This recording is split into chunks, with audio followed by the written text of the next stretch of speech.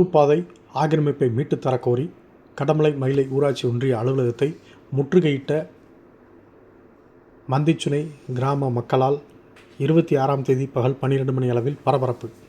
தேனி மாவட்டம் ஆண்டிபட்டி தாலுகா கடமலை மயிலை ஒன்றியத்தில் உட்பட்ட மூலக்கடை அருகே மந்திச்சுனை மலை கிராமத்தில் புதிதாக கட்டப்பட்டுள்ள கால்நடை மருத்துவமனைக்கு செல்லும் பொதுப்பாதையை தனிநபர் ஒருவர் ஆக்கிரமித்து வைத்துள்ளதாகவும், இதனால் புதிய கால்நடை மருத்துவமனை கட்டி முடிக்கப்பட்டு 2 மாதங்களாகியும் திறக்கப்படாத அவலநிலை ஏற்பட்டுள்ளதாகவும், மேலும் அதே பகுதியில் மந்திச்சுனை கிராம மக்களின் நீண்ட நாள் கோரிக்கையான நூலக கட்டிடம் கட்டுவதற்கு உத்தரவு வந்துள்ள நிலையில் தற்போது அந்த பகுதிக்கு செல்லும் பாதையை அதே பகுதியைச் சேர்ந்த சாமிக்கண்ணன் என்ற தனிநபர் ஒருவர் குடிசை அமைத்து ஆக்கிரமித்து வைத்துள்ளதாகவும், இதனால் அப்பகுதி பொதுமக்கள் பொதுப்பாதையை பயன்படுத்த முடியாத நிலை ஏற்பட்டுள்ளதாகவும், இது தொடர்பாக பொதுப்பாதை ஆக்கிரமிப்பை அகற்றி பாதையை மீட்டுத் தரக்கோரி அப்பகுதி மக்கள் கடந்த ஓராண்டுக்கு மேலாக கடமலை மயிலை ஊராட்சி ஒன்றிய அலுவலகம் முதல் தேனி மாவட்ட ஆட்சியர் அலுவலகம் வரை பலமுறை புகார் அளித்தும் எந்தவித நடவடிக்கை எடுக்கப்படவில்லை என குற்றம் சாட்டினர்.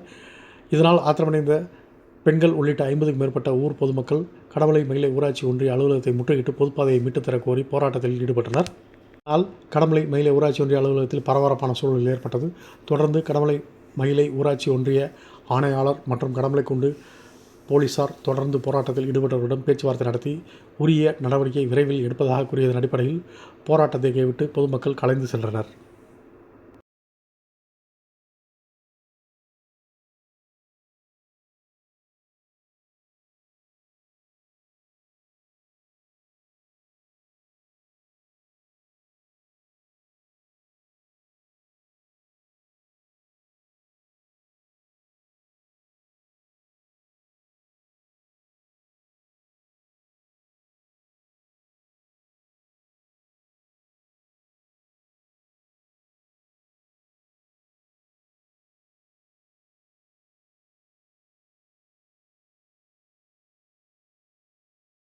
தேனி மாவட்டம் ஆண்டிபட்டி வட்டம் மந்துச்சுனை கிராமத்தில் இங்கே வந்திருக்கோம். எங்களோட கோரிக்கை என்னன்னா, எங்க கிராமத்தில் இருக்க இடத்த ஒரு தனி நபர் ஆக்கிரமிப்பு பண்ணிருக்காங்க. அதாவது அரசு கட்டிடங்களை கட்டப்படாம பொதுமக்கள் தேவையான அடிப்படை வசதிகள் எங்களுக்கு அந்த இடம் தான் இருக்கு.